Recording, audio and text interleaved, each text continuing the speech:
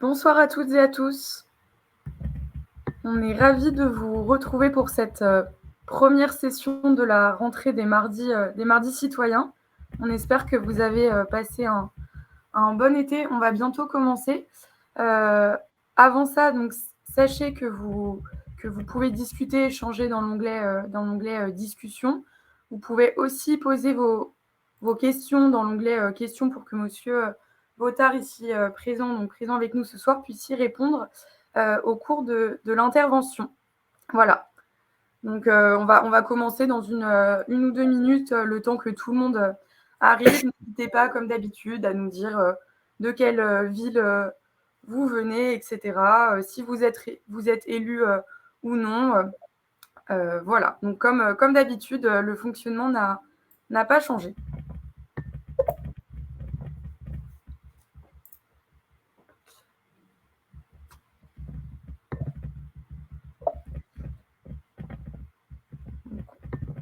On a encore des personnes venant de toute la France ce soir.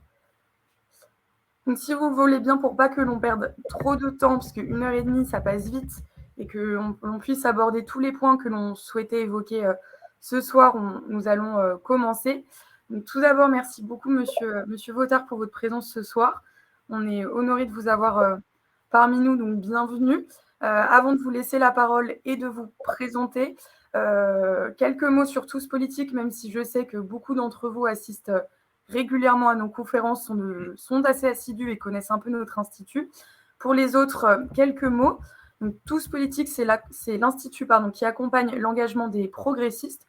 Donc, que vous soyez élu, citoyen, que vous soyez militant, porteur d'une cause qui vous est chère, président ou membre d'une association, peu importe. Notre rôle, c'est de faire en sorte que vous puissiez vivre votre engagement dans les meilleures conditions. Donc, en mettant à votre disposition des outils, des ressources, des connaissances sur des thématiques diverses. Donc, aujourd'hui, le dérèglement climatique. Notre rôle, c'est également de vous aider à construire des réseaux pour partager, valoriser votre expérience et aussi de vous accompagner dans les causes et les combats que vous souhaitez porter au quotidien. Donc, pour vous donner un peu un ordre d'idée, depuis 2018, nous avons accompagné près de 2000 élus locaux, près de 2000 citoyens actuellement. Et pour ce qui est du format des mardis citoyens, je pense qu'on ne le présente plus puisque c'est maintenant notre 8e session aujourd'hui. C'est un rendez-vous donc mensuel, gratuit et en ligne qui vise toujours à vous donner des outils, des clés de compréhension pour décrypter des sujets qui sont au cœur de l'actualité. Donc, qui sont au cœur de l'actualité. Donc, c'est pour ça que nous allons parler aujourd'hui d'un des plus grands enjeux du XXIe siècle, si ce n'est le plus important, le dérèglement climatique. Donc, ce soir, on va parler des constats, des phénomènes climatiques et météorologiques que l'on observe aujourd'hui et ces dernières années, des causes du dérèglement, les impacts, les conséquences de ce changement, aussi bien sur les écosystèmes, sur les milieux, sur les populations, mais aussi les perspectives à venir. Petite précision, parce que je le précise toujours avant de commencer, ce temps qu'on a entre nous aujourd'hui n'est pas une tribune politique. Voilà, on est là pour décrypter et comprendre un peu les liens de cause à effet qu'on peut observer sur ce sujet. Donc, merci de le prendre en compte dans vos questions et vos interventions. Voilà. Donc, on va rentrer dans le vif du sujet. Donc, nous recevons aujourd'hui monsieur Robert Votard. Donc, bonsoir et merci encore de nous faire l'honneur d'être parmi nous ce soir. Quelques mots pour vous présenter. Donc, vous êtes météorologue, vous êtes également climatologue. Vous êtes actuellement directeur de recherche au CNRS, ainsi que directeur de l'Institut Pierre-Simon Laplace, donc l'IPSL, si je ne me trompe pas, c'est ça. Vos recherches portent entre autres sur la connaissance des événements extrêmes et leurs liens avec le changement climatique. Donc, on reviendra sur ce point après, durant les 1h30. Vous êtes auteur et co-auteur de plus de 200 publications internationales. Vous avez également monté et piloté plusieurs projets et programmes au niveau national et européen.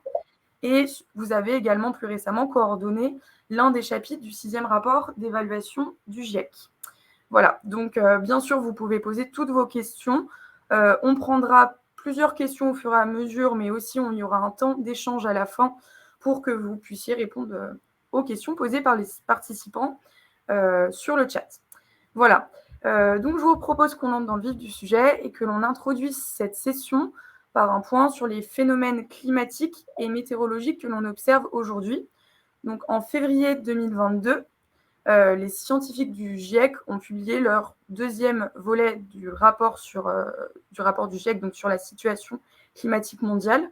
Donc, les constats sont nombreux et pour certains loin d'être positifs. Donc, accélération du réchauffement climatique, augmentation du niveau des mers, hausse du taux de concentration du gaz à effet de serre. Les constats sont nombreux. Monsieur Vautard, est-ce que vous pouvez revenir dans un premier temps sur l'évolution de certains phénomènes météorologiques et climatiques observés ces dernières années et surtout au-delà des tendances communes que vous allez dresser, est-ce qu'on observe des disparités au sein même du continent européen? Voilà, vous avez la parole. Alors, tout d'abord, je vous remercie de votre invitation et de la participation de beaucoup de personnes, à ce que je peux voir sur le compteur. Donc voilà, je vais essayer de résumer en quelques minutes, quelques dizaines de minutes, un sujet évidemment très très vaste, mais en me focalisant bien sûr sur les connaissances que j'ai et celles que j'ai pu acquérir aussi avec la discussion avec mes collègues et les différents débats qu'on a pu avoir au sein de la sphère scientifique. Alors, sur le fond, donc, oui, depuis plusieurs décennies, on observe des évolutions très marquées de certains phénomènes qui sont des traces sans aucun doute et sans équivoque du changement climatique. Alors, quels sont-ils? Bien, si on regarde un petit peu dans le monde, pour partir du monde et après d'arriver au niveau européen, ce qu'on observe, c'est d'abord des choses très, très élémentaires pour lesquelles on a simplement des photos qui sont le recul des glaciers. Alors, le recul, ce n'est pas un bon terme, hein, mais parce que les glaciers, ils avancent toujours, même si leur volume est plus faible. Mais les glaciers, effectivement, perdent de la masse, etc. Donc, c'est très, très visible. On le voit sur beaucoup de photos. Je n'ai pas l'intention de vous en montrer. Mais c'est tout à fait clair, hein, aussi bien dans les Alpes que dans les Andes, en Scandinavie, etc., etc. Donc, on a vraiment dans l'Himalaya, bien sûr, on a un recul massif des glaciers. On a aussi un grand nombre d'autres phénomènes.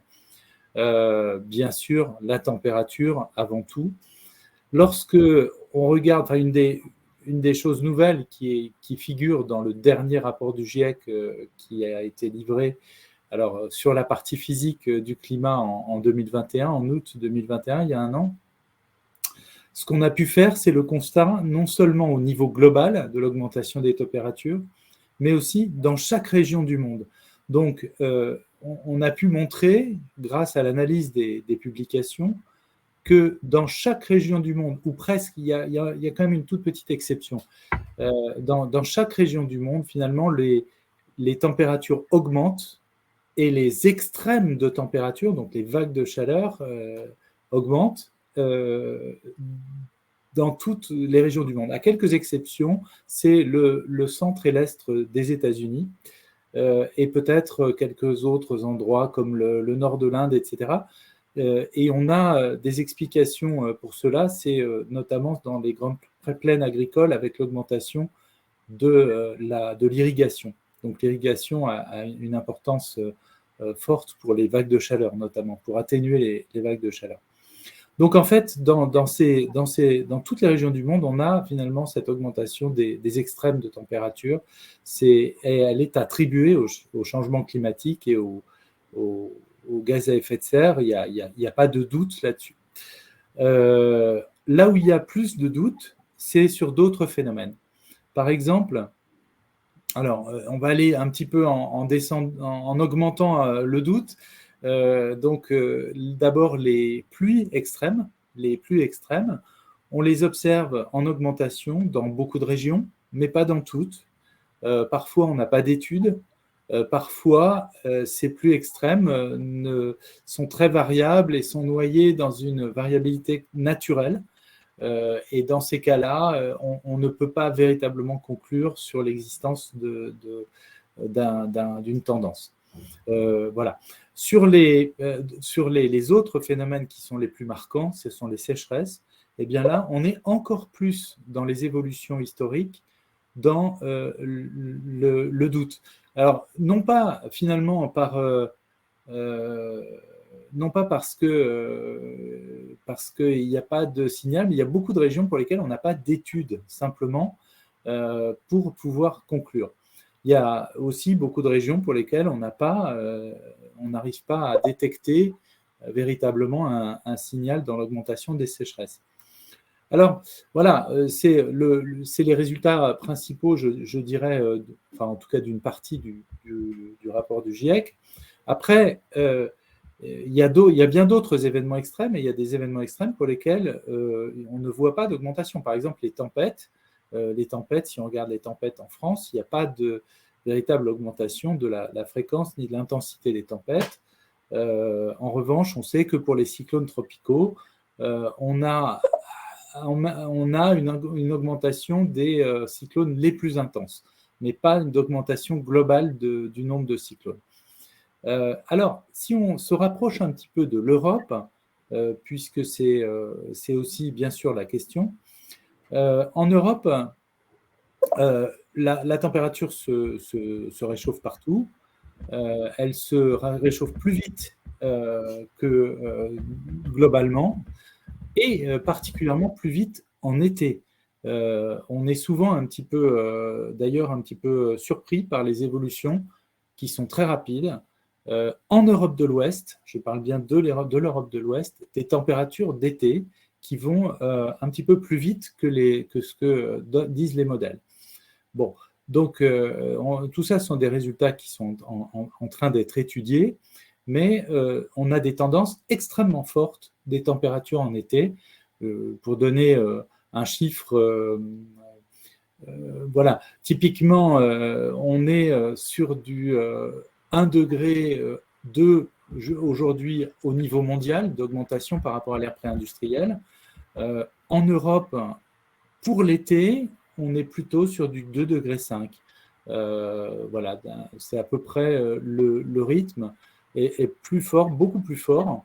Et pour les vagues de chaleur, pour les extrêmes, là, c'est même pas 1 degré ou 12,5 degrés, c'est 4 degrés en France. Les extrêmes les plus forts, aujourd'hui, sont même 4 à 5 degrés plus forts qu'à l'ère pré-industrielle. Donc, c'est une évolution qui est forte et rapide et qui interpelle, bien sûr.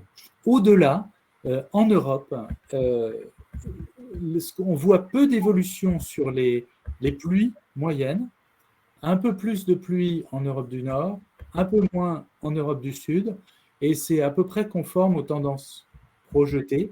Donc, des pluies qui s'amoindrissent sur les régions méditerranéennes et des pluies qui augmentent sur l'Europe du Nord, donc une sorte de bascule, hein, avec plus de pluie au nord, moins de pluie au sud.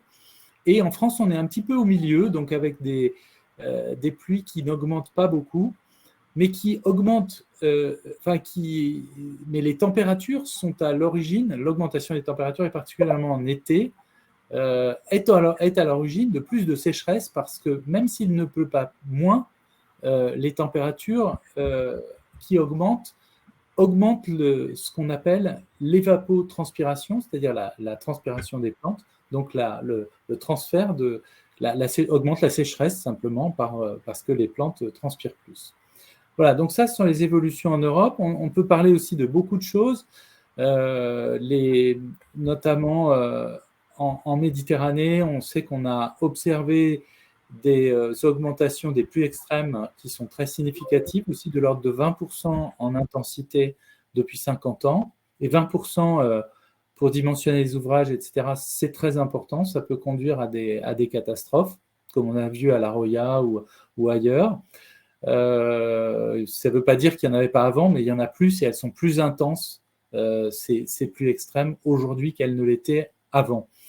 Voilà, donc je dirais pour l'essentiel, pour l'Europe. Bon, je n'ai pas parlé du niveau des mers, mais bien sûr, l'Europe est touchée comme ailleurs par la montée du niveau marin et la plus grande probabilité d'avoir des submersions marines. Voilà, mais c'est un phénomène qui est plus émergent. Merci beaucoup. Là, on va faire directement allusion à la question qu'a posée Violette, puisque vous avez un peu dressé un portrait de la situation actuelle. Est-ce que vous pouvez revenir sur les causes, qu'elles soient naturelles ou dues aux activités humaines, qui affectent aujourd'hui le climat, qui provoquent ces phénomènes-là à l'échelle planétaire depuis ces 150 dernières années globalement? Et est-ce que surtout les facteurs ont changé avec le temps? Absolument. Alors, il faut bien voir les causes principales de modification du climat. Elles sont de nature différente. Il y a des causes naturelles, hein, le volcanisme, les variations du rayonnement solaire et les variations de l'orbite terrestre essentiellement. Donc les causes naturelles de variation du climat. Et il y a aussi des causes internes, c'est-à-dire le climat varie lui-même de façon naturelle sur des périodes assez longues, mais sur des amplitudes qui sont finalement assez faibles. On estime, alors voilà, donc par exemple, on a eu à la fin du 19e siècle, même au cours du 19e siècle, un petit âge glaciaire. On a une période pendant le Moyen-Âge qui est plutôt faste, qui est plutôt un peu plus chaude et qui conduit au développement notamment de l'agriculture, hein, et de certaines. Donc c'était des périodes très, très, très fastes pour l'économie. Mais en revanche, les amplitudes sont de l'ordre de 0,2 degrés pour ces variations qui sont récentes, on va dire, dans les 2000 dernières années. Si on remonte plus loin, bien sûr, on a des variations bien plus fortes, mais il faut remonter, il faut aller chercher des causes qui sont les variations de l'orbite terrestre.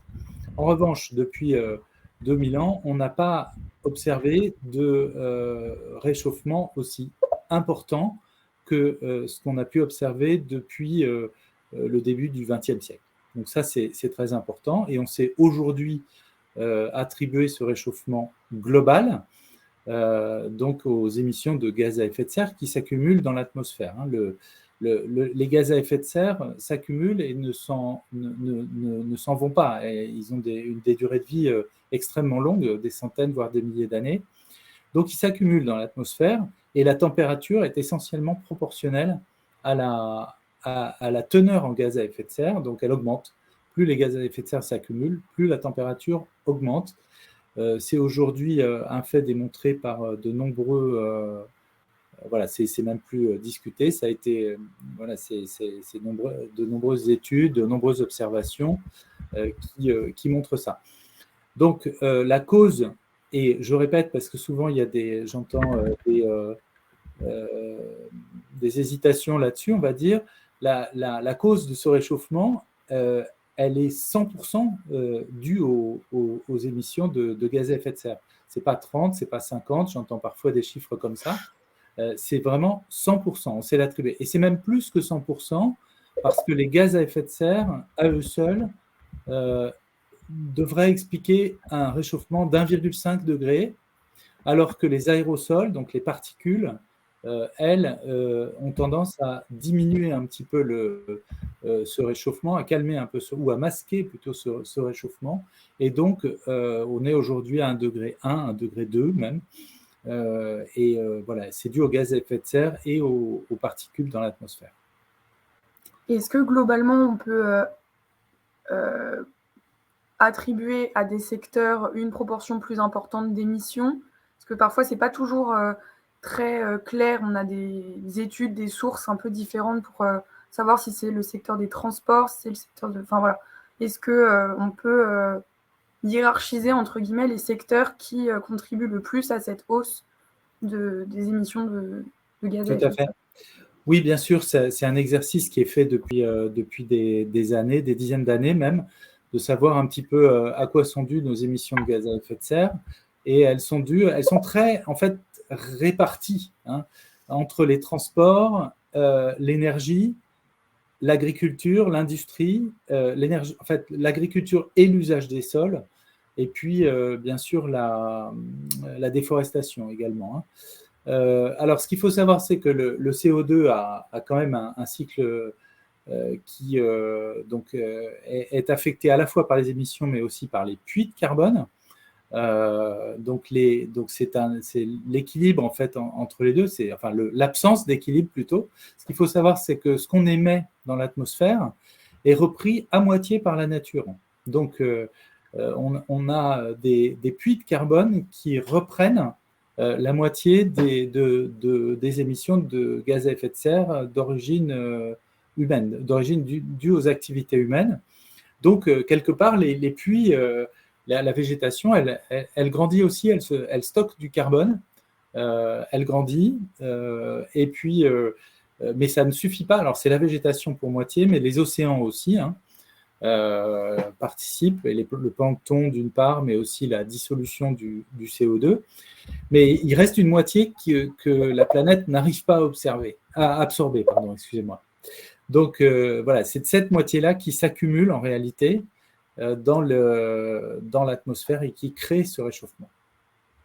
Alors voilà, les secteurs, donc pour en revenir à votre question, les secteurs, c'est, on va dire, à part à peu près égale répartie entre les sources dont je vous ai parlé, c'est-à-dire les transports d'une part, l'énergie et d'autre part, et puis l'industrie. Alors l'énergie, l'industrie, et puis l'agriculture. D'accord. Et l'usage des sols. Et en ce qui concerne la France, dans quelle direction on va en matière d'émissions de gaz à effet de serre par habitant? Parce que je pense que c'est plus pertinent peut-être de l'évaluer par habitant, comparativement à d'autres pays européens, par exemple, ou à d'autres pays au niveau mondial. Alors là, je vous montrerai bien volontiers un graphe, mais je ne suis pas sûr qu'il va apparaître à l'endroit, parce que j'ai l'impression que mon écran… Je vais essayer, je vais essayer, on va voir. Si ça ne marche pas, ce n'est pas grave, je le décrirai simplement verbalement. Alors, partagez l'écran. Ça va vous donner un petit peu une idée. Ouais. Donc, excusez-moi. Donc, en fait, voilà. La France, en France, on a pour objectif de décarboner l'économie d'ici 2050.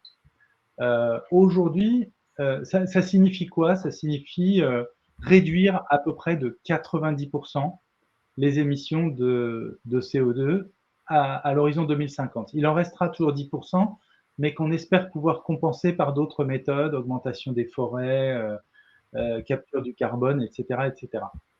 Donc, aujourd'hui, on a décarboné. Alors, ce sont les chiffres qui viennent du rapport du Haut Conseil sur le climat et qui sont,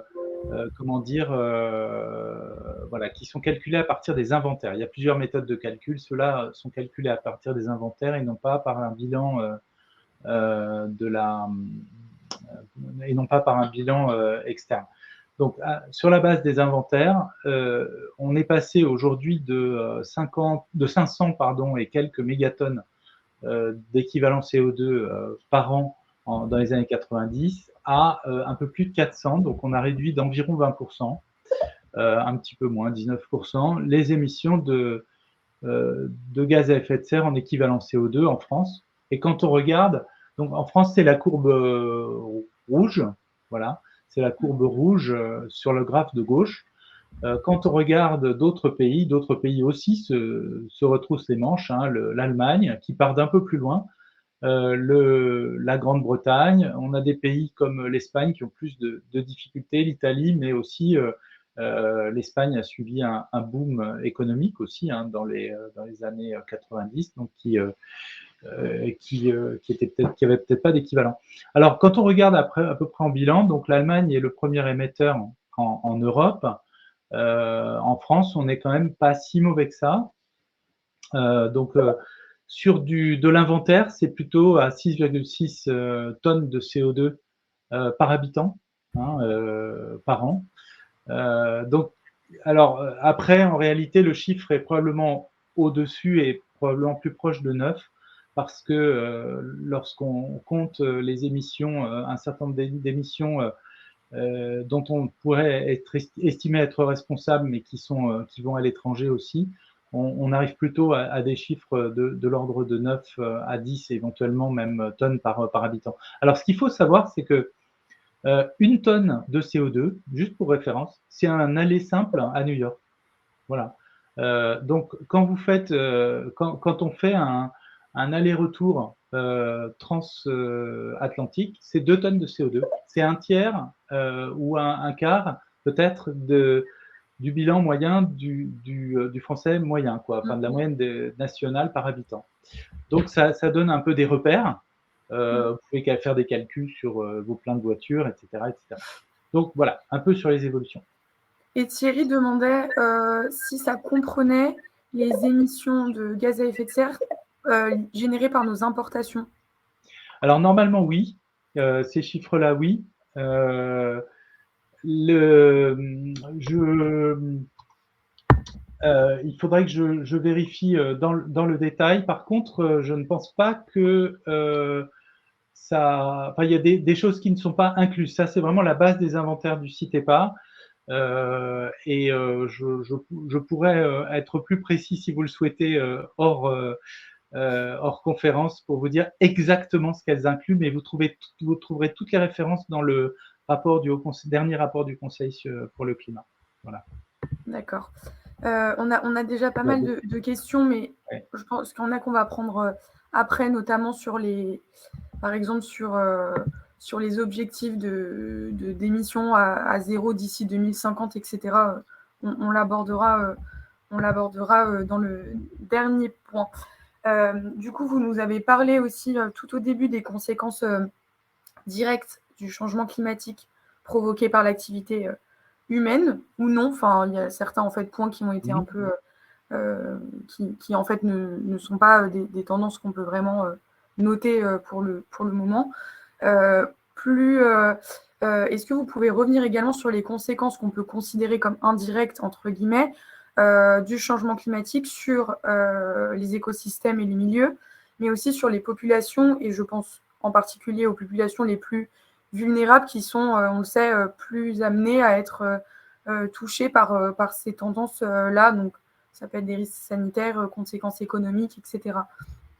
Alors, effectivement, ce qu'on peut dire, je pense, de manière générale, c'est que le changement climatique, c'est un mécanisme à créer des inégalités, en fait, ou à accroître les inégalités, puisque les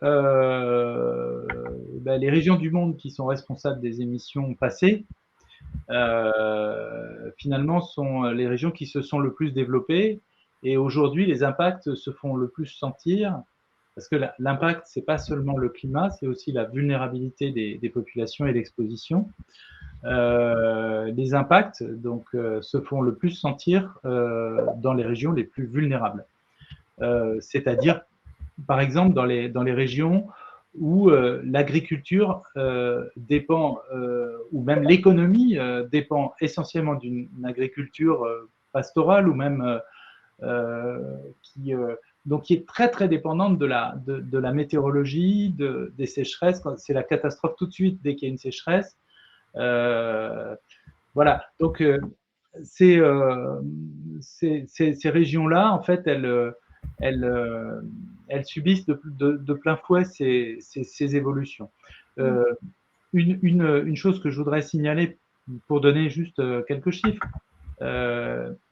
on a des indicateurs de température humide. Ce qu'on appelle les températures humides, c'est qu'on peut supporter des températures très élevées tant que l'air est sec, parce qu'on transpire, et à condition de boire, on y arrive. En revanche, des températures humides, des températures élevées proches de la saturation, donc là, on n'arrive plus à se refroidir, on n'arrive plus à bien transpirer. Et du coup, ça peut être fatal, ce genre situation, parce que là, le corps n'arrive plus à se refroidir. Eh bien, en situation d'extérieur, on a, pour les travailleurs en extérieur, donc on a des cartes qui montrent que des indices qui sont considérés comme des températures humides dangereuses, en fait, augmenteraient d'une centaine de jours ou plus dans beaucoup de régions du monde, tropicales essentiellement, mais pas forcément seulement tropicales.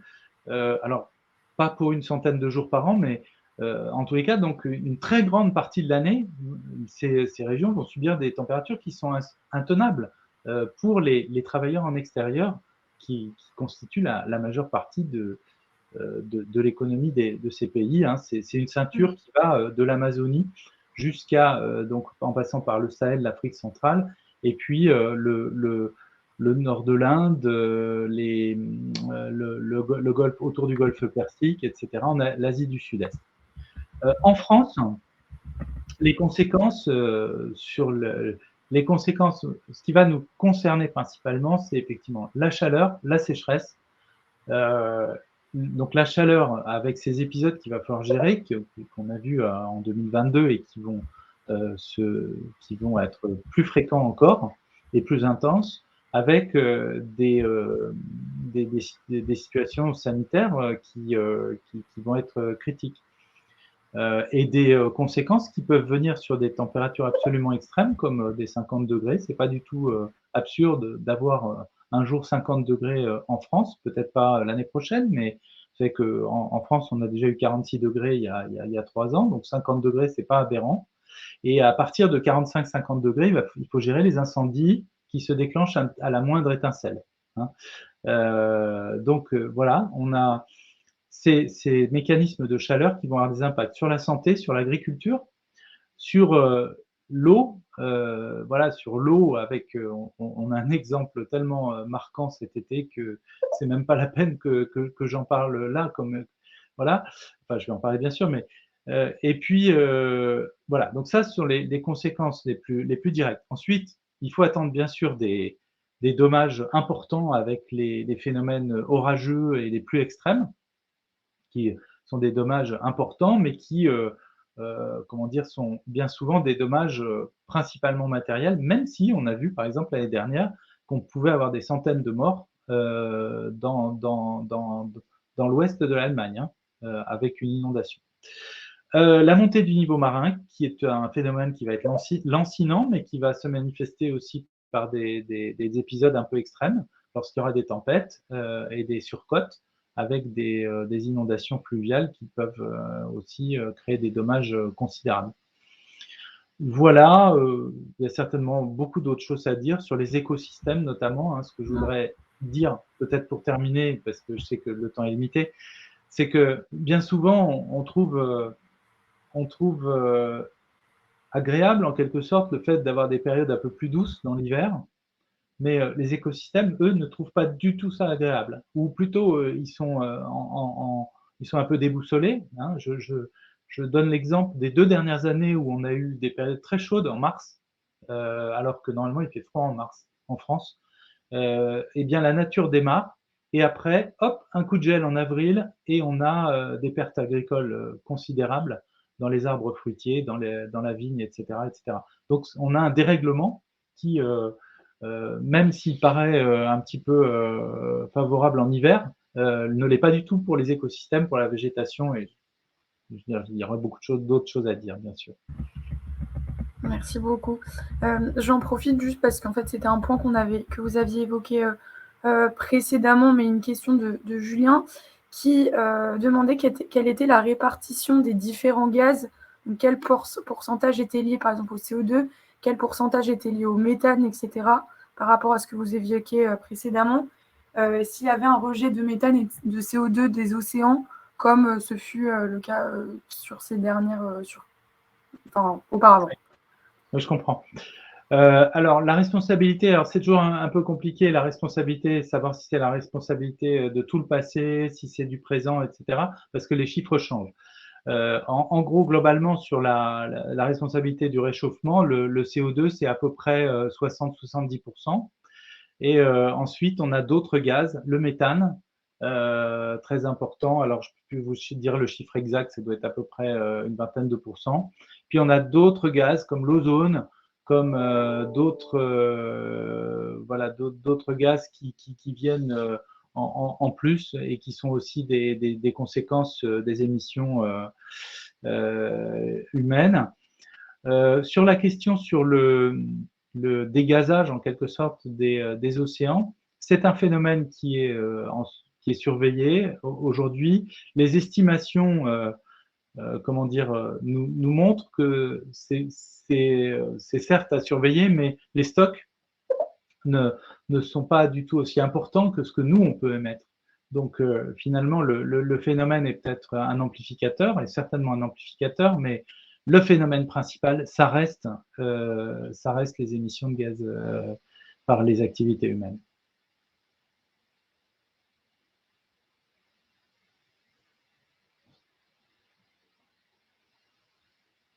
Excusez-moi, je ne vous entends plus. Ah, c'est moi, pardon, j'avais coupé mon micro. Non, je disais donc merci beaucoup, mais pour le reste, on prendra le temps à la fin, bien sûr, de répondre aux autres questions. Donc, vous l'avez dit aussi, l'une des conséquences majeures du dérèglement climatique, c'est la recrudescence des phénomènes météorologiques extrêmes.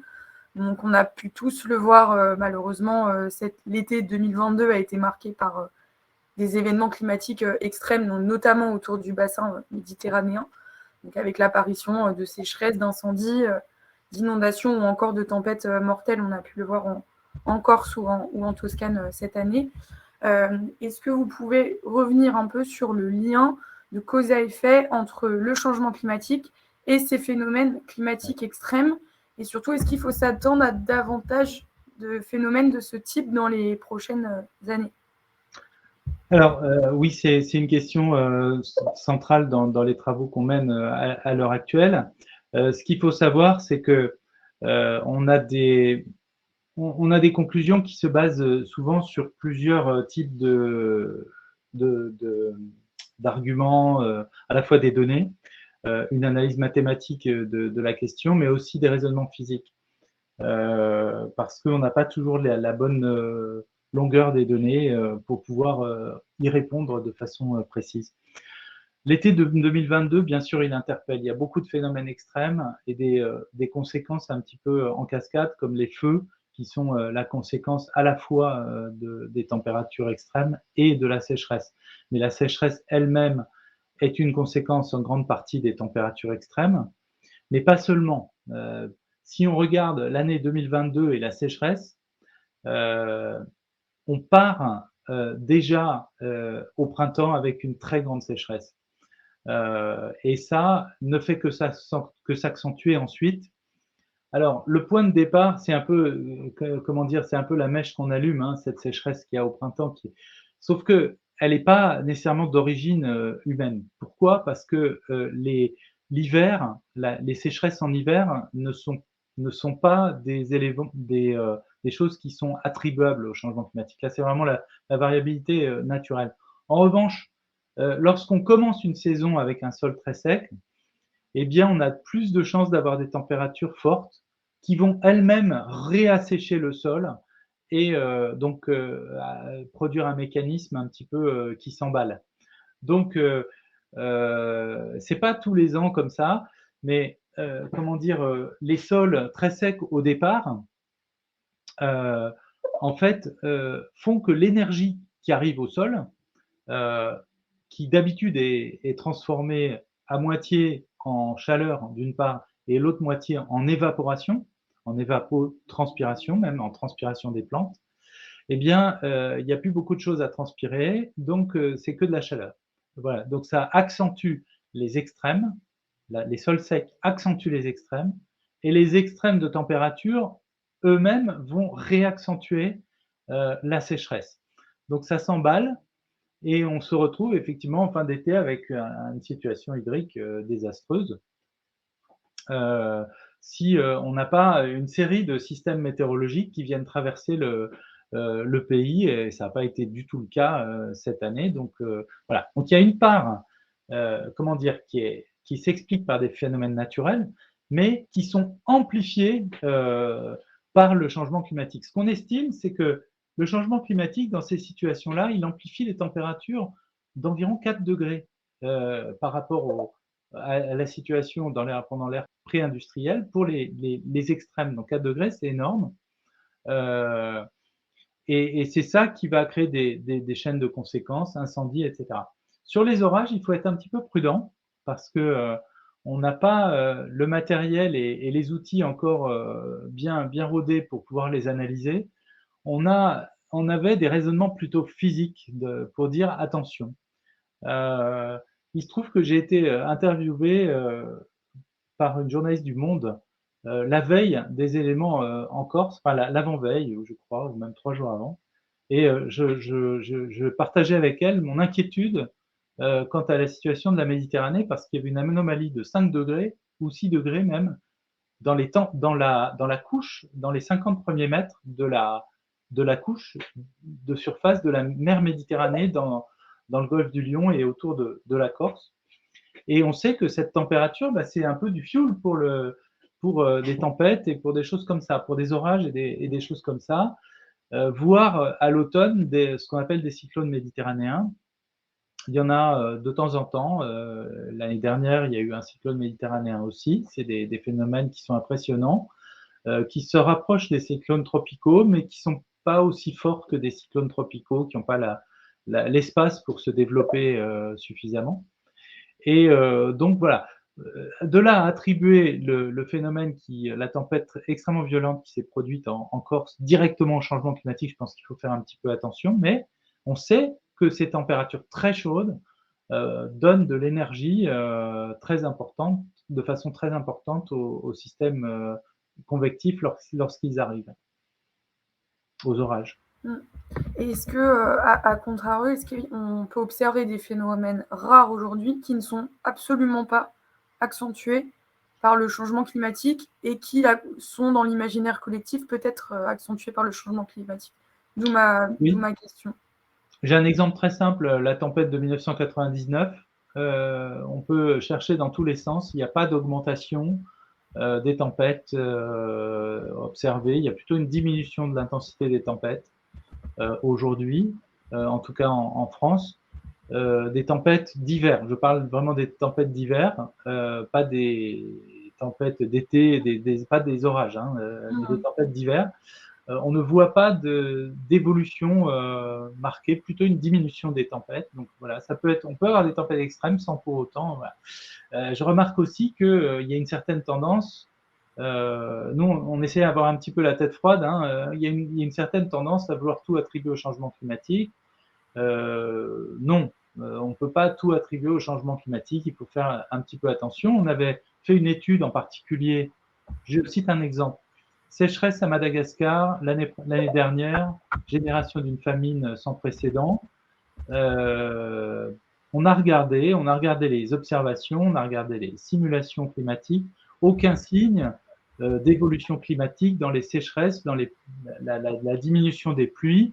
Là, il y avait eu 2 années très peu pluvieuses.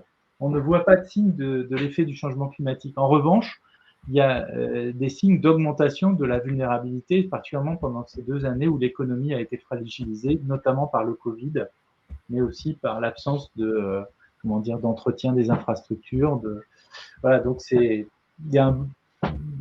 impacts, les choses ne sont pas toujours dues au changement climatique. Merci. Là, on va peut-être, avant de prendre, il y a quand même pas mal de questions en plus sur ce sujet. Avant de prendre toutes les questions, peut-être qu'on va évoquer pour ce dernier point la question des perspectives, des objectifs, des fixés pour essayer d'inverser la tendance du moins. Donc on le sait, à l'issue de la COP 21 à Paris, et après des années de négociations parfois un peu difficiles, on a 195 pays environ qui ont conclu un accord mondial assez ambitieux sur le climat, donc les accords de Paris. Est-ce que vous pouvez revenir brièvement sur ces accords et surtout quels sont les objectifs aujourd'hui fixés par l'Union européenne en vue de réduire progressivement les émissions de de gaz à effet de serre. Est-ce qu'il vous paraît suffisant, même si je sais que c'est toujours un peu large comme question, mais par rapport, Oui. par rapport aux objectifs fixés, est-ce que les solutions sont suffisantes ou non pour le moment, quoi? Alors, donc, les accords de Paris sont historiques au sens où tous les pays s'accordent à d'abord dire que il faut avoir des objectifs climatiques, et ce qui n'était pas vraiment le cas avant. Il y avait des pays qui signaient pas. Là, ce sont tous les pays qui ont signé. Aujourd'hui, même si les États-Unis sont sortis, ils sont re-rentrés. La tendance, elle est là. Même aux États-Unis, on peut entendre des politiciens qui ne souhaitent pas que ça se passe, mais l'industrie est en transition. Là, c'est déjà parti. Donc voilà. Les accords, ils disent qu'il faut que le climat reste en deçà de 2 degrés, et si possible, bien en deçà, donc 1,5 degré. 1,5 degré, très franchement, je pense qu'on aura du mal à y arriver, mais il n'empêche que c'est le plancher, et après, on dit toujours chaque dixième de degré compte. C'est-à-dire que les impacts à 1,6 degré sont moins importants qu'à 1,7 degré et qu'à 1,8 degré, etc., etc. Donc, c'est pas parce qu'on n'arrive pas à 1,5 degré qu'il faut tout arrêter et laisser filer les émissions. Donc, les pays se sont accordés pour ça. L'Europe a pour ça une feuille de route. Chaque pays a une feuille de route. Chaque pays arrive dans les fameuses négociations internationales avec une révision de sa feuille de route. Cette feuille de route, elle comporte un objectif de neutralité carbone 2050. Alors la Chine n'en est pas à 2050, c'est plutôt, je crois, 2070, son objectif. Voilà.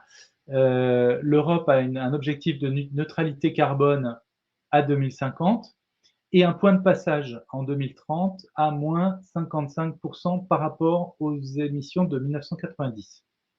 Voilà. La France a un objectif alors il y a des discussions au sein de l'Europe, et puis l'Europe parle d'une voix dans les négociations internationales. Donc au sein de l'Europe, la France doit réduire ses émissions par rapport à 90 de 43%. Pourquoi un peu moins que l'Europe? Parce qu'on part de plus bas, essentiellement dû au parc nucléaire qui est décarboné pour produire l'énergie. Donc on a moins, en quelque sorte, d'efforts à faire que d'autres pays.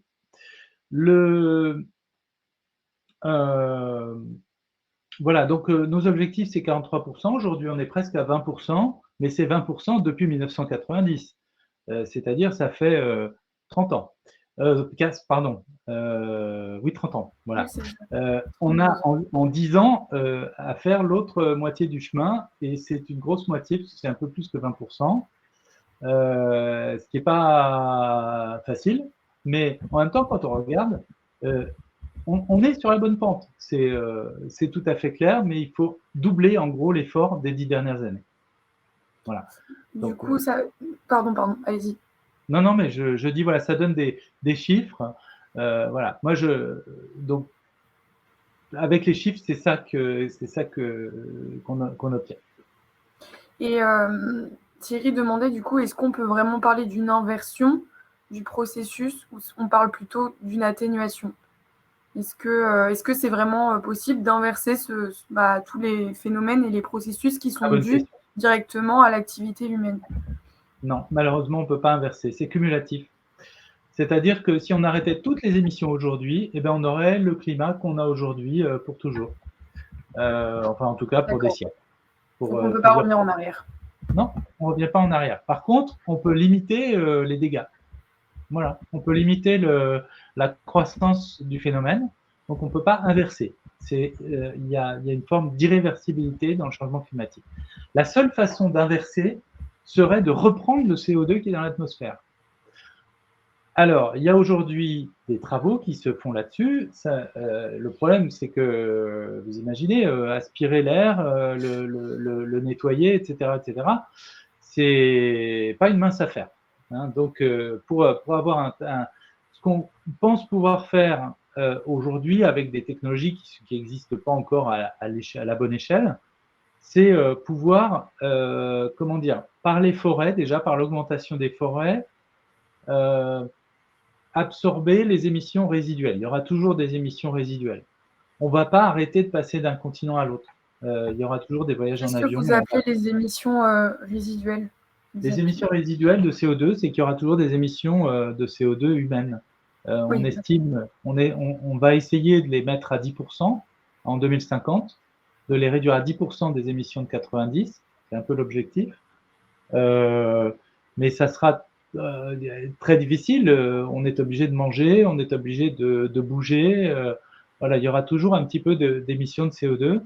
On pourra pas, on va pas rester chacun dans nos continents. On sera obligé de toute façon d'aller aussi, même s'il faut fortement limiter les déplacements en avion. Voilà, on ne pourra pas les éliminer complètement. Est-ce que l'aviation sera totalement décarbonée? Probablement pas. Voilà, il restera des émissions dans tous les cas. On pense qu'on peut gérer, en gros, 10% avec l'augmentation des forêts et avec des technologies. Mais au-delà de 10%, on peut pas gérer ça, continue à augmenter. Voilà. Pardon, je vous en prie. Je vais y arriver. Pardon. Je vais y arriver. Je peux vous laisser un petit peu de temps si vous voulez continuer. Il y a Noémie qui était en train d'évoquer une solution, dans le chat, le temps que je reprenne mes esprits par rapport à une solution apportée par le MIT américain. Peut-être si vous pouvez en dire 2 mots. Alors, le MIT fait beaucoup de choses.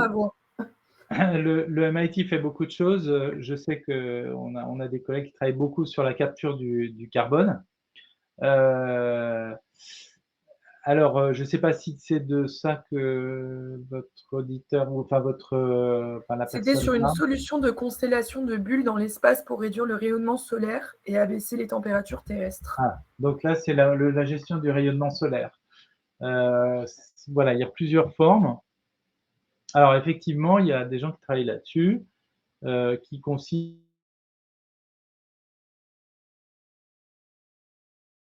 Votre micro est coupé, attention. Il faut juste cliquer sur le petit bouton micro. Non.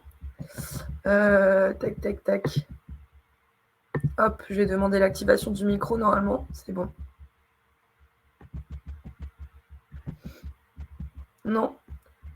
Il n'y a pas un bouton micro en bas. Désolée pour ce petit couac logistique. Parce que là, d'un coup, votre micro s'est coupé. Je redemande l'activation du micro.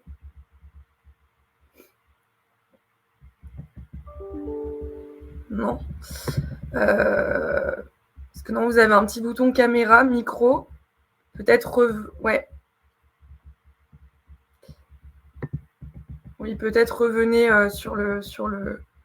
Bon, désolé, on va faire une petite pause de 3 minutes. Si certains veulent boire un verre d'eau, je ne sais pas. Pour tous ceux qui ont encore des questions, on va avoir un temps de 30 minutes à la fin, là, pour le temps qui nous reste. N'hésitez pas à le poser dans l'onglet questions et pas forcément chat, parce que ce n'est pas toujours évident du coup de suivre toutes les questions qui sont posées pendant la conférence. Voilà. Désolée pour ce petit temps. On fait une pause de 2 minutes, le temps que M. Vautard revienne.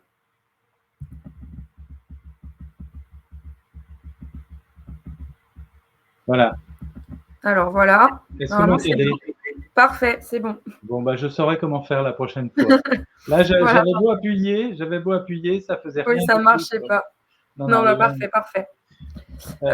Du coup, après mes petits couacs de voix et logistique, on était sur la solution du MIT, donc effectivement, qui travaille sur donc là, la gestion du rayonnement solaire.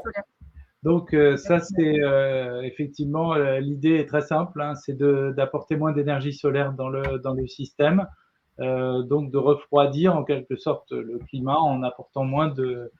C'est un peu un pansement sur une jambe de bois, hein. C'est-à-dire que oui, on arrivera peut-être à calmer des températures insupportables par moment, mais ça pose tout un tas d'autres questions et ça n'empêche pas les effets du CO2 lui-même. Le CO2 aussi acidifie les océans. Donc, si on ne le réduit pas, on continue l'acidification des océans avec des tas d'effets sur les espèces dans l'océan.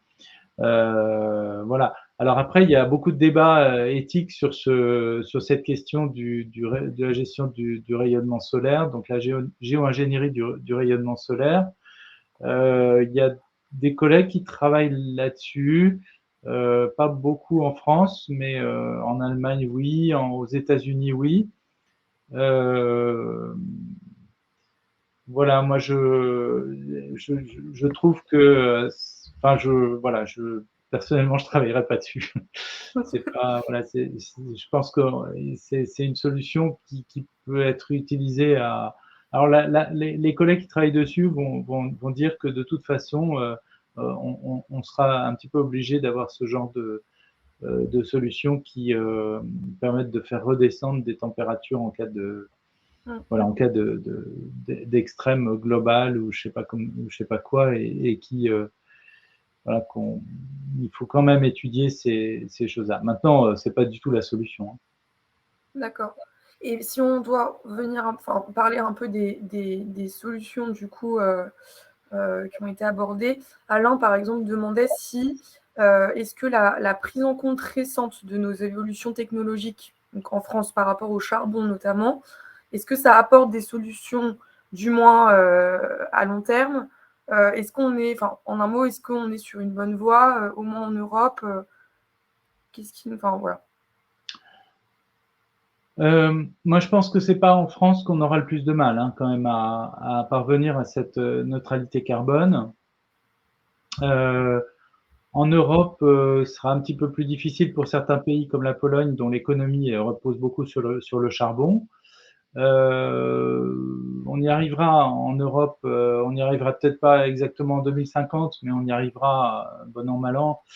Je dirais les régions du monde qui m'inquiètent le plus sont plutôt situées autour de l'Inde, la Chine, bien sûr, qui sont enfin, la Chine est le premier émetteur, l'Inde aussi, mais ce sont aussi des pays dont la culture est telle que lorsqu'on va dans une direction, ben, on y va, quoi. Donc, il n'y a pas, voilà, c'est aussi un petit peu, voilà, c'est comme ça. La culture, et pas seulement la culture, hein, les régimes politiques aussi, font que lorsque voilà, les choses sont décidées, on y va.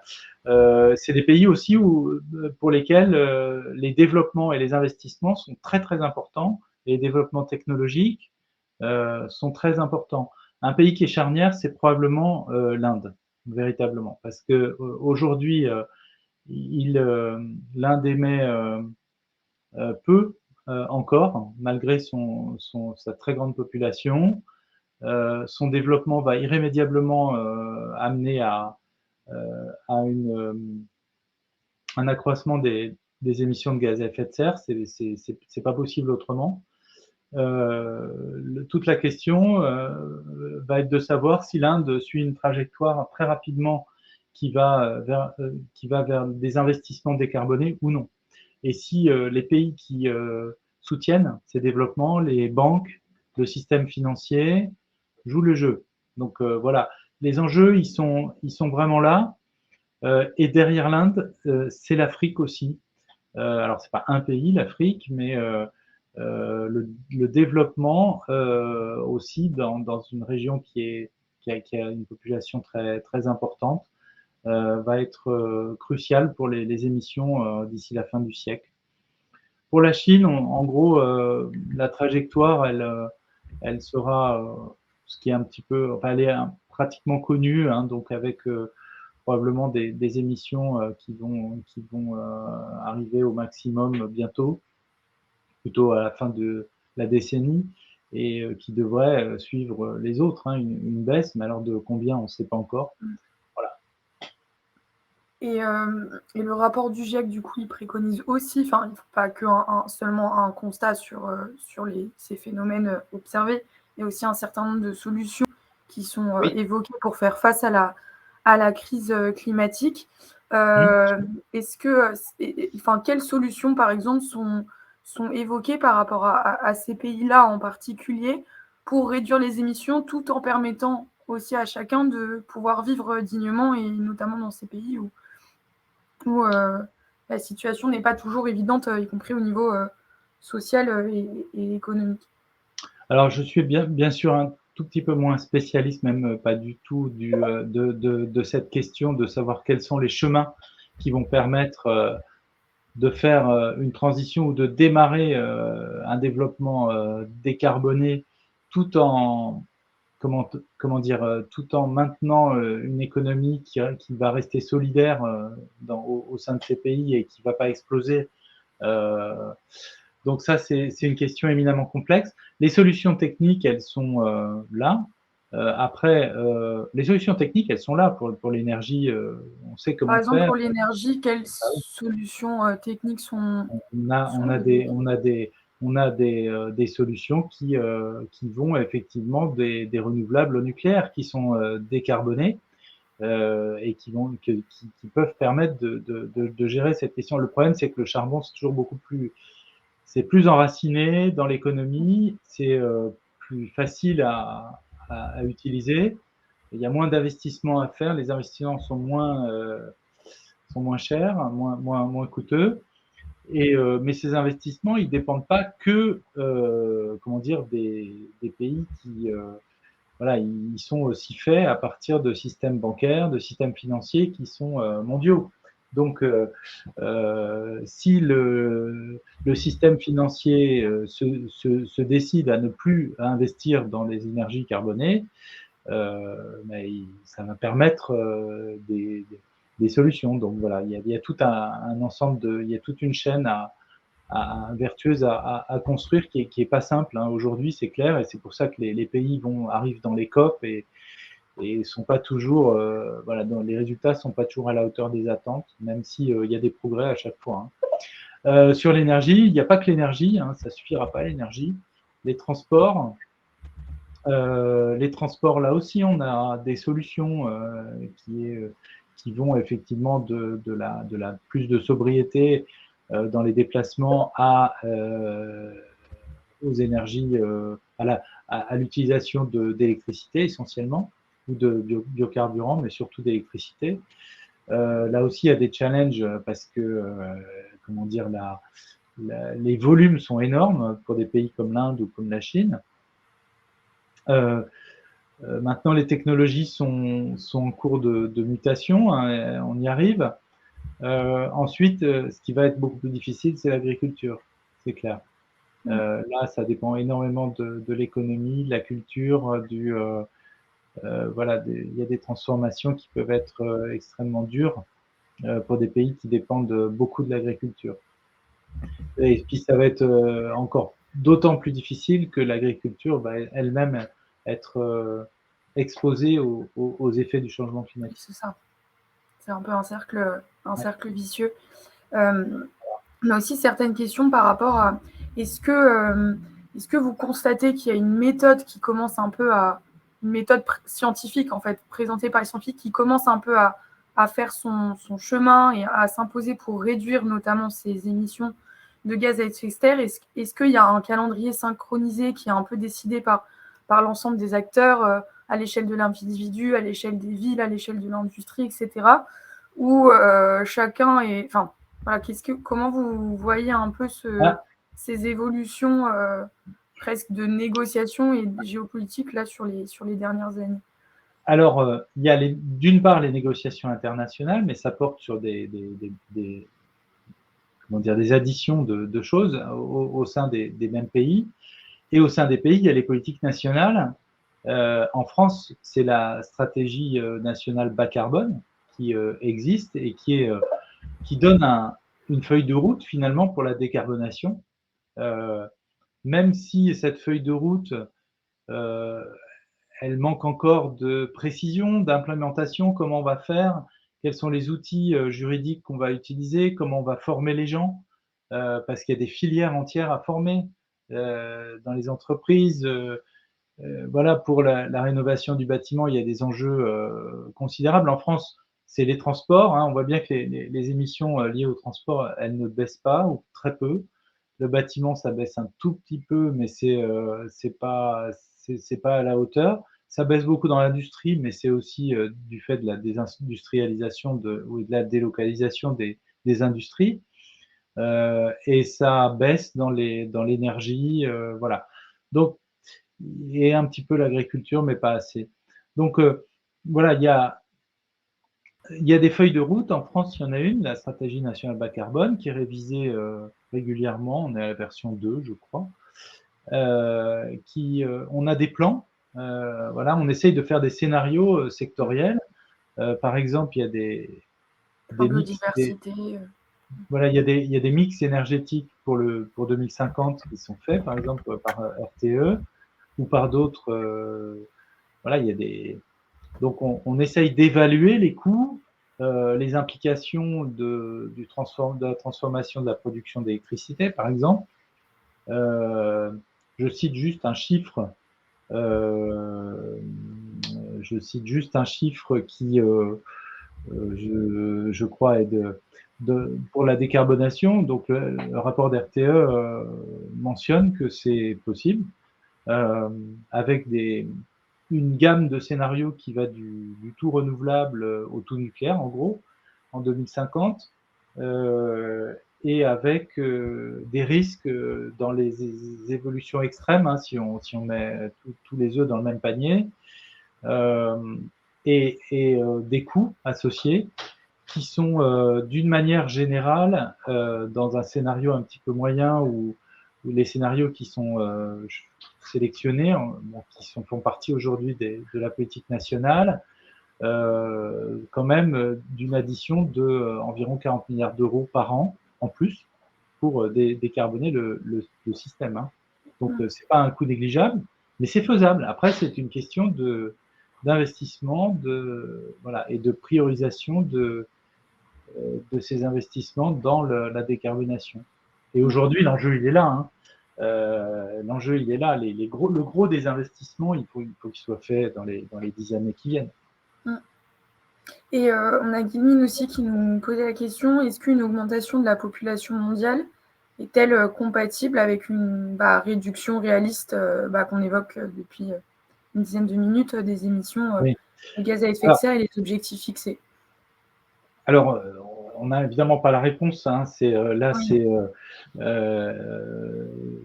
Le rapport du GIEC dit que oui. Hein.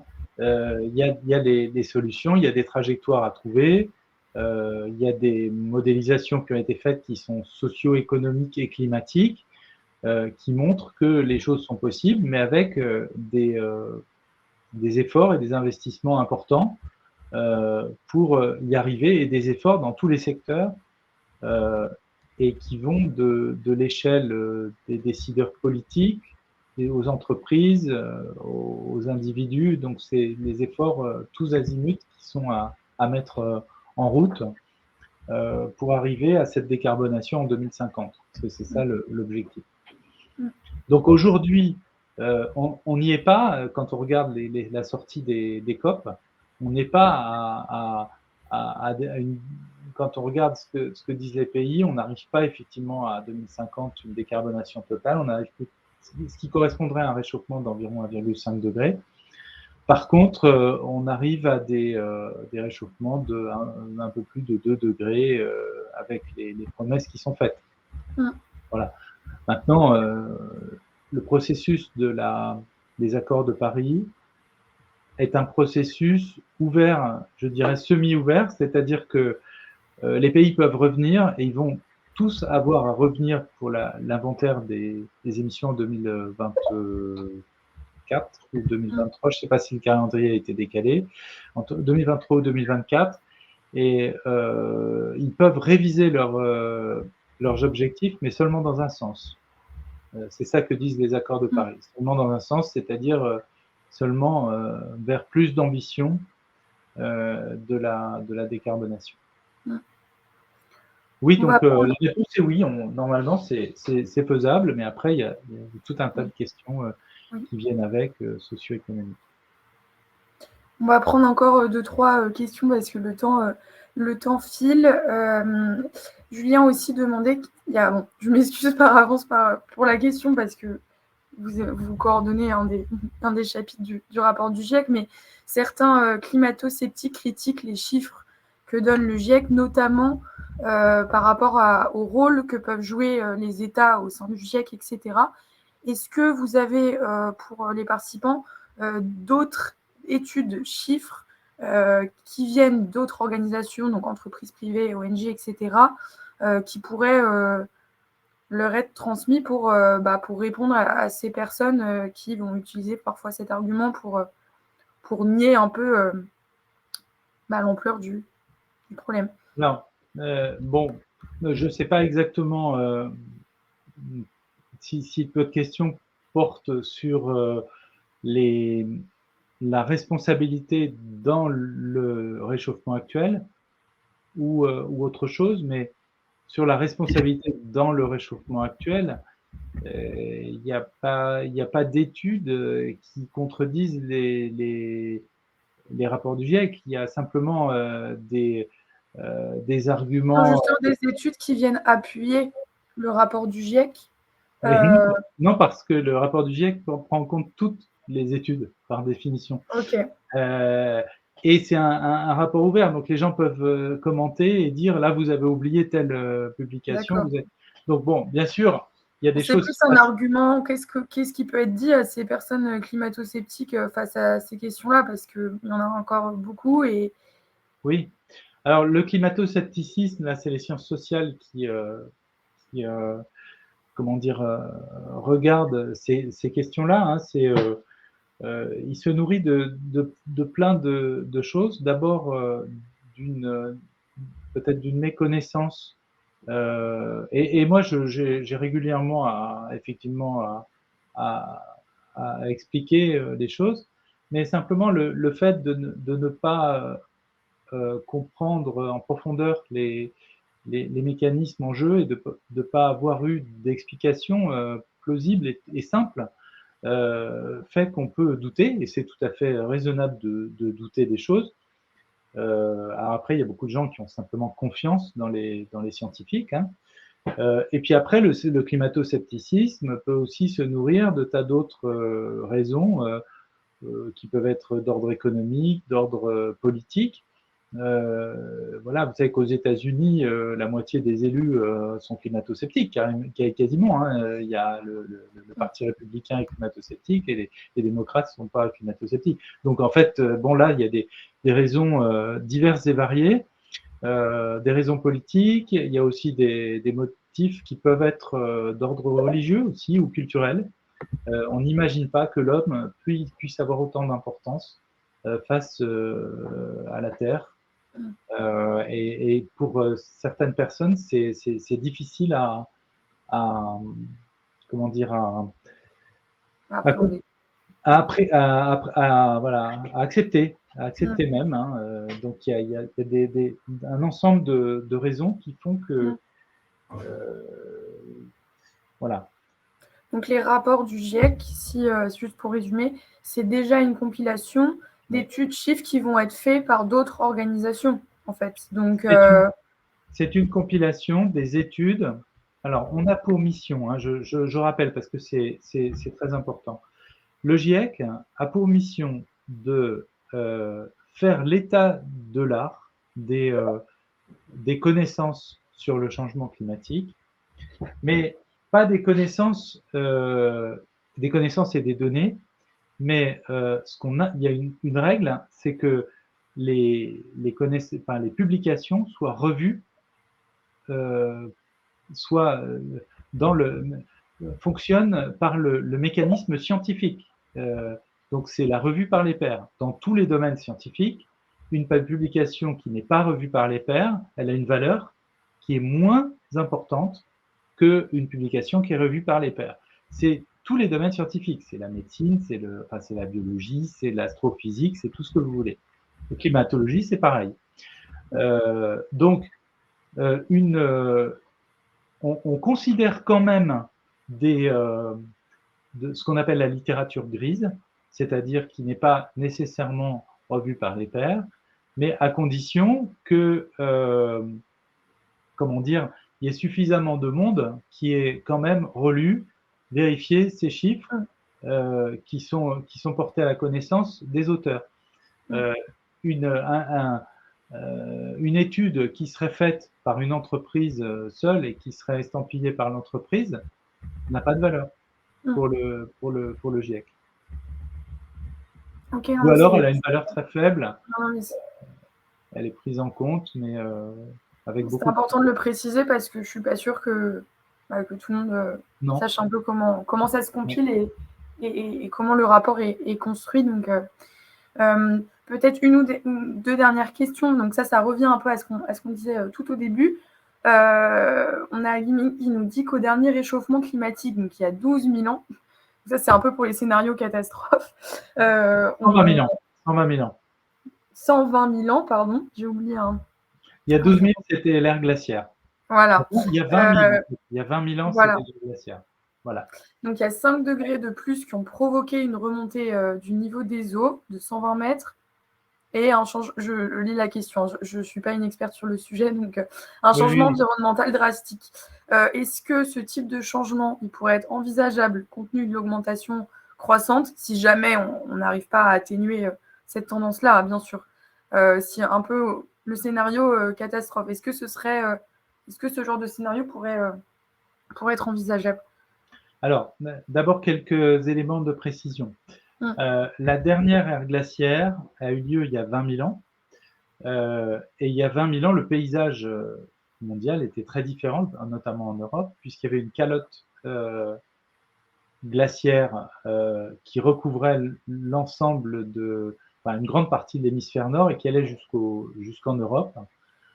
Et qui recouvrait tout l'océan Arctique jusqu'au ce qu'on appelle la calotte phéno-scandienne. C'était un très gros volume de glace.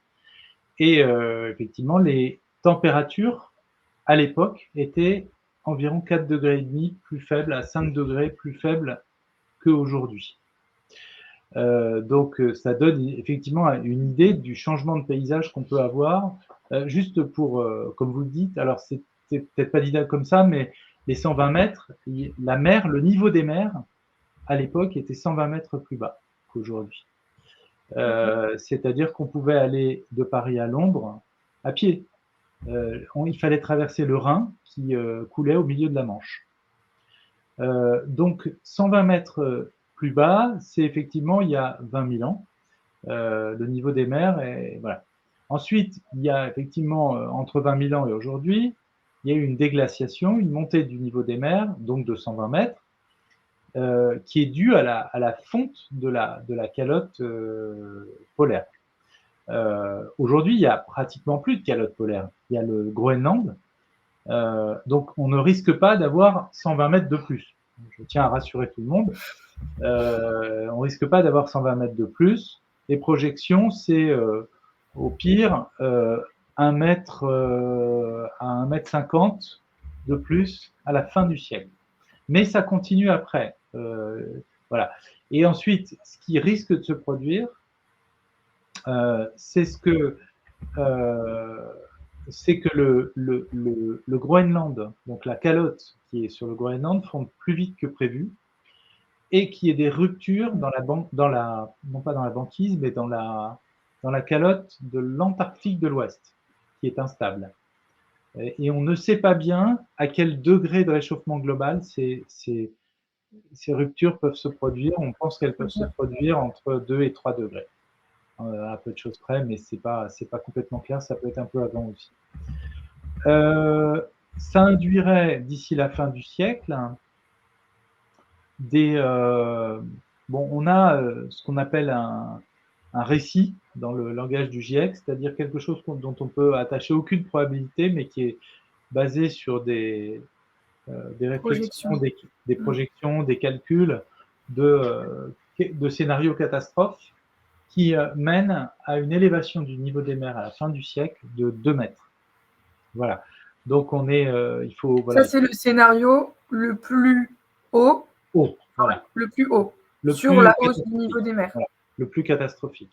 C'est environ 2 mètres, mais ça continue après. Hein. Donc il y a des mètres qui vont venir s'ajouter dans le 22e siècle, etc. Bon, c'est un peu loin de nous, mais en tous les cas, voilà, ce qui va concerner nos enfants, là, et les gens qui naissent aujourd'hui, c'est une montée du niveau des mers qui peut atteindre 2 mètres, donc qui potentiellement peut déstructurer tous les habitats qui sont en bord de mer, parce que 2 mètres, c'est énorme. C'est énorme. Hein. Et sur la hausse du niveau des températures, le scénario le plus haut, il est... Alors, sur la hausse des températures, on a beaucoup discuté dans le dernier rapport du GIEC. On pense que, et d'ailleurs le rapport du groupe 3 le mentionne, on pense qu'il y a déjà des politiques climatiques qui sont en place. Donc les scénarios les plus élevés qu'il y a ne sont pas très réalistes. Donc on a bien des scénarios qui font monter les températures jusqu'à 5 degrés au-dessus de l'ère pré-industrielle, mais ça ne semble pas très réaliste. Hein. Aujourd'hui, la barre maximum semble être plutôt dans les 4 degrés, parce que en fonction des zones, bien sûr. Enfin, en fonction des... Alors, non, en global, justement. En global, ah d'accord, ok. Alors, 4 degrés en global, ça fait beaucoup plus localement, oui, parfois. C'est pour ça. Voilà. Donc en global, c'est ça l'indicateur global hein, de réchauffement. Jusqu'à 4 degrés, disons, ça paraît possible. Disons entre 1,5 et 4 selon selon les politiques climatiques qui se mettent en place. Et on sait qu'aujourd'hui, il y a déjà des politiques climatiques qui se sont mises en place. Il n'y a pas rien. Et par conséquent, les scénarios les plus pessimistes, où on utilise toutes les réserves fossiles, etc., très rapidement, ne sont pas très réalistes. Donc vous, le scénario le plus réaliste, ça concerne principalement la hausse du niveau des mers, après les autres Alors, moi, je parle de scénario en termes d'émissions de gaz à effet de serre. Et donc, les scénarios, on va dire médians, ils conduisent plutôt à une élévation du niveau des mers de l'ordre de 70 cm à peu près. D'accord. Et Thierry demandait sur l'élévation du niveau des mers. Est-ce qu'on sait à peu près combien de personnes ça peut concerner, par exemple, l'élévation de 2 mètres ou de 70 cm, etc. Alors oui, mais malheureusement, je ne vais pas pouvoir donner le chiffre là tout de suite parce que je ne l'ai pas en tête. C'est des millions et des millions de personnes, hein, bien sûr, qui sont affectées. Je ne peux pas vous dire combien de millions. Et tout ça est dans le deuxième rapport du groupe, le groupe 2 du GIEC. Je suis désolé de ne pas avoir ces chiffres en tête. Non, pas de souci. Non, mais au moins, on sait où on peut le trouver. Voilà. Donc, c'est dans le deuxième. Voilà, du groupe 2 qui est paru en février. Ok, bah, je mettrai le lien tout à fait. pour les participants dans le mail de clôture.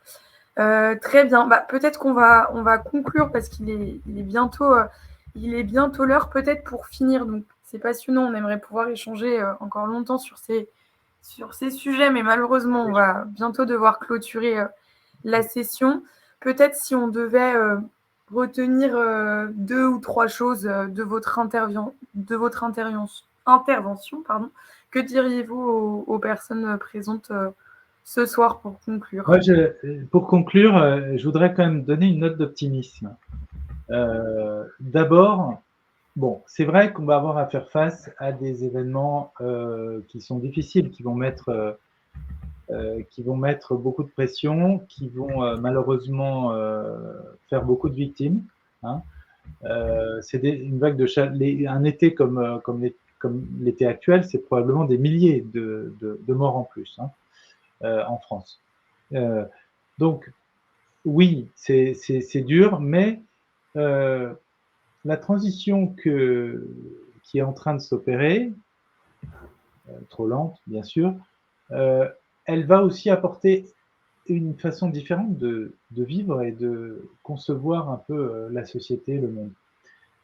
Et je pense que elle est porteuse aussi de très bonnes choses, enfin de choses qui sont très, très agréables. Notamment, je parle de la qualité de vie, de la qualité enfin de la façon dont on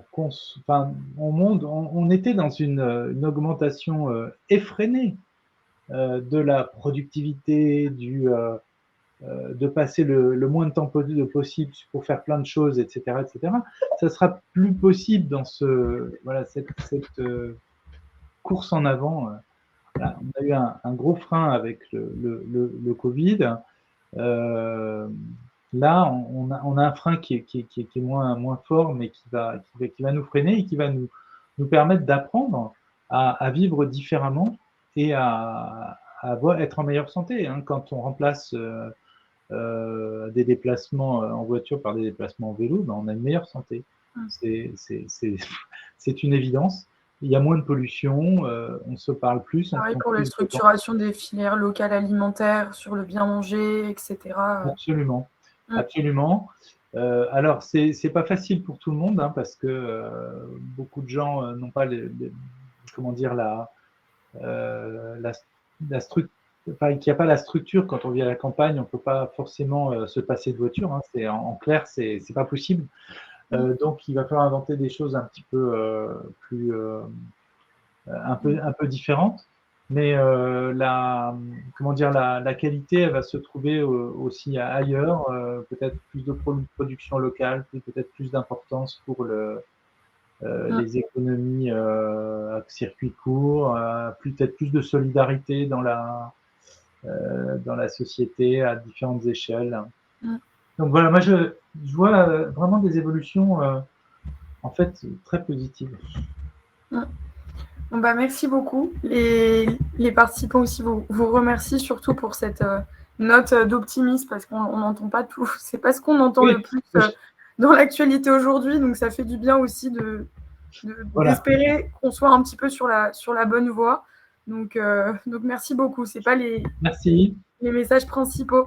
Donc merci beaucoup à toutes et à tous pour votre enthousiasme, vos participations, vos questions, etc.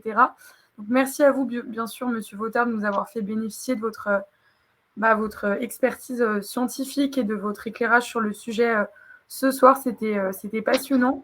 Avant de vous laisser, je vous rappelle que la prochaine session, elle aura lieu le mardi 4 octobre, donc là sur un sujet complètement différent, sur les différences et similitudes entre les modèles démocratiques français et américains.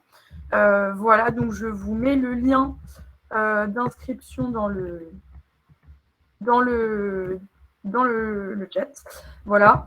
Et effectivement, je vous invite également à faire les ateliers de la fresque du climat qui sont extrêmement constructifs. Il y a des ateliers pour les élus locaux, mais il y a aussi des ateliers pour le grand public et les personnes de la société civile. Donc, on travaille avec eux régulièrement et on vous invite à compléter par un atelier de la fresque du climat. Voilà, donc vous aurez bien sûr accès, comme toutes les sessions, au replay de cette conférence sur notre chaîne YouTube. Et on vous souhaite une très bonne soirée, à très bientôt. Et merci beaucoup encore, Monsieur Vautard, pour merci de votre invitation, c'est un plaisir. Merci, à Alors, bientôt. Au revoir.